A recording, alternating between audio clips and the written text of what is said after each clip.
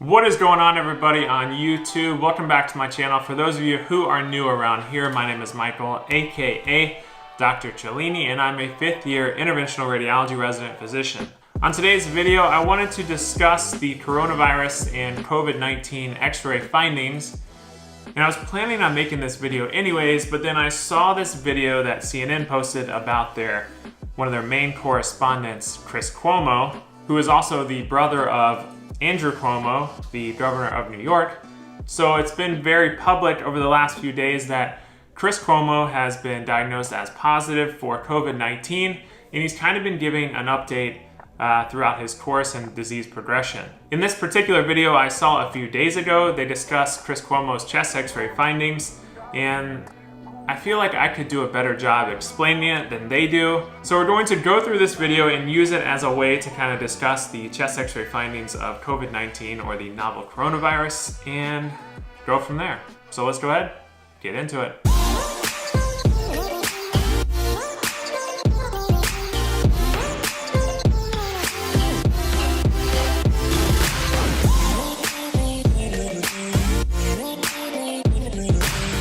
So like I said before, Chris Cuomo is a CNN news correspondent, which I see him all the time on this channel.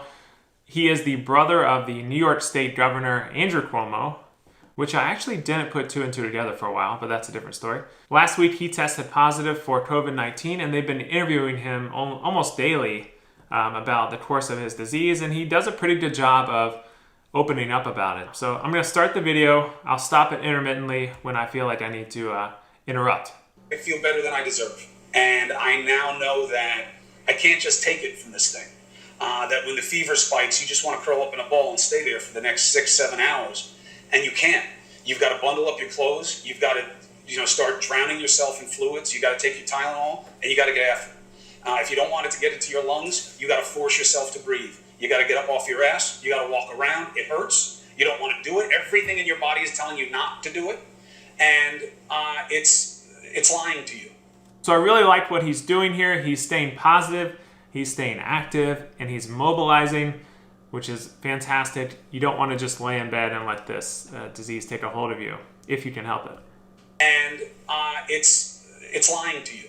And I know that now. And the more I do, the more I push myself to do, the better I'm getting. So I'm going to take faith in that for now. I know I'm not through it, but that's good.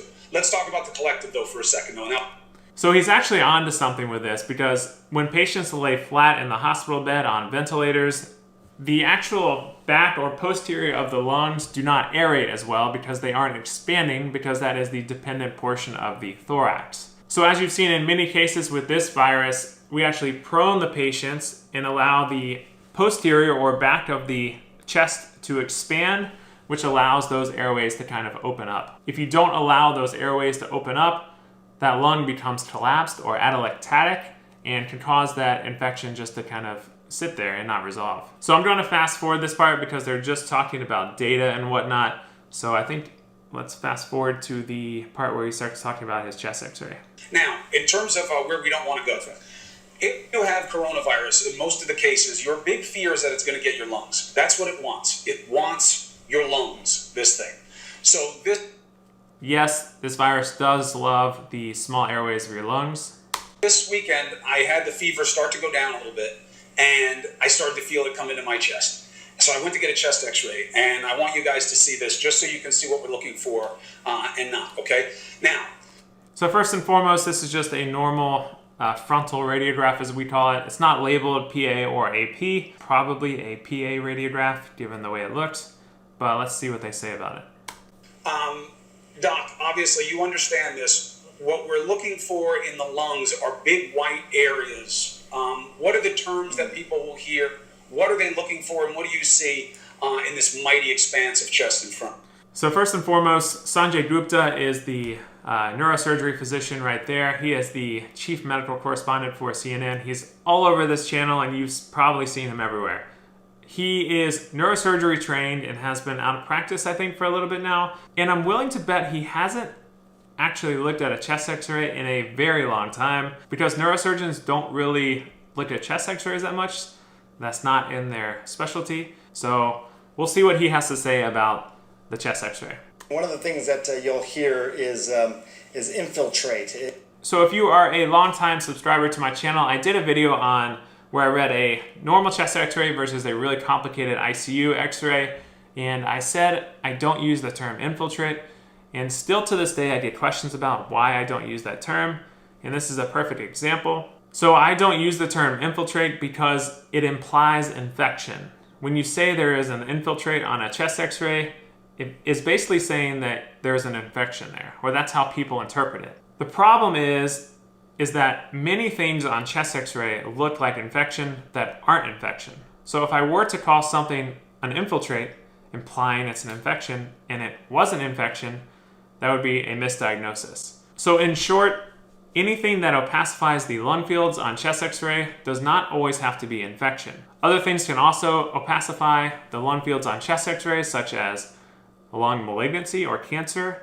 Also fluid can also do the same thing, hemorrhage, proteinaceous material, etc. So just remember that the term infiltrate is not used by me or anybody I train with, because not everything on chest x-ray is an infiltrate or an infection. Do you have an infiltrate in your chest, in your lungs? And that's basically a collection of inflammatory fluid. I would look for those in areas where, the black areas are the air in your lungs. I would look for some of those black areas to essentially be filled with white spots. And I just want to make it clear for the audience, I'm not diagnosing here from afar. In the middle of the chest x-ray there, you can see you have a little bit of infiltrates, and you can see this on... So again, this is really difficult to see because I'm looking at a picture of an x-ray on a news broadcast, and then I'm also watching it on YouTube, so it's not exactly ideal for diagnosing. However, I don't see any infiltrate on this x-ray. This is a lateral projection here. This is the sternum up here. This is the back, as you can see here, the spinous processes and the vertebrae here. This is the side view of the heart, or the lateral view. So again, this x-ray is taken from the lateral projection, which means the beam is going this way, and that's why you can see all the ribs like this right here. So I think what he's seeing is the overlapping ribs and normal pulmonary interstitial vasculature that is causing this kind of infiltrative appearance. But this is pretty clear from what I can see. This is the side view now. You'll see in the sort of middle of the film there is your spine. You see those sort of domino-looking bones, awfully small, I might add, Chris. I don't know what he means by small bones. These look like normal vertebrae to me. Actually look pretty good. For a big guy like you, in the middle of the spine there, and then in front of that is the X-ray of your lungs. And so I think what he's saying is, in front of the spine is the x-ray of the lungs, but what most people don't realize is that the lungs actually go out well past, or well posterior or behind the spine here, as you can see right here. So this is the back of the lung here on both sides, and this is the spine column right here. So you can see there's a good distance between the spine and the lung. So you're looking at it from the side here, so the lungs kind of expand posterior to the spine. It looks pretty good. Maybe a little bit of fluid buildup there.